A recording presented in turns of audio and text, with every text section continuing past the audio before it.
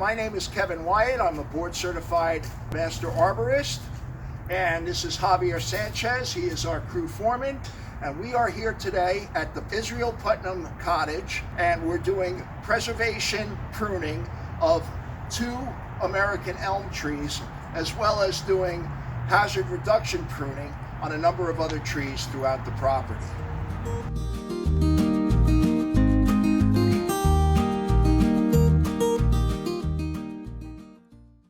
We're going to be spending time on this American elm tree located next to the barn on the property.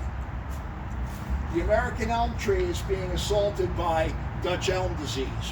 So our purpose here today is to sanitary prune the tree, install additional support cables to make up for defects that we found in the tree, and to do sanitary pruning to remove any dead wood where there is a possibility of insect populations that could further damage the tree.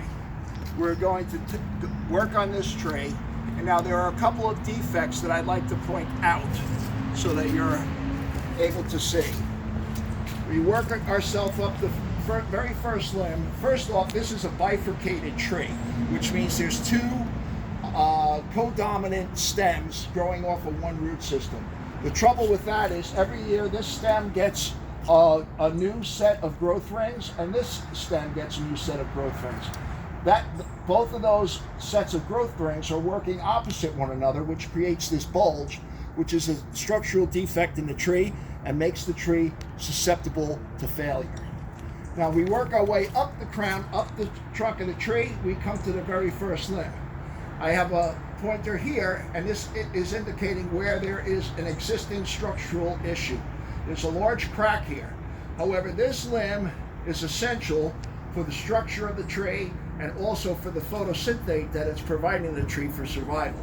So what we're going to be doing today is doing some pruning to remove the excessive overhang over the roof of the barn by eliminating 1 or 2 of these larger branches, and then we'll be installing a support cable from this point back to this point in the tree, which will then support this limb and make up for the structural defect that it has. Working ourselves further up the tree, we have another structural defect pointed out right here. So once again, we're going to be installing a support cable from that point back across to here to this point, which will help hold the tree together. And finally, we'll be installing a support cable from here back to here on the right side of the tree to support this second codominant stem. In the crown, there's a dead limb here and dead limbs up throughout the crown, and we will be doing sanitary pruning to remove the dead wood and insect populations that are living therein.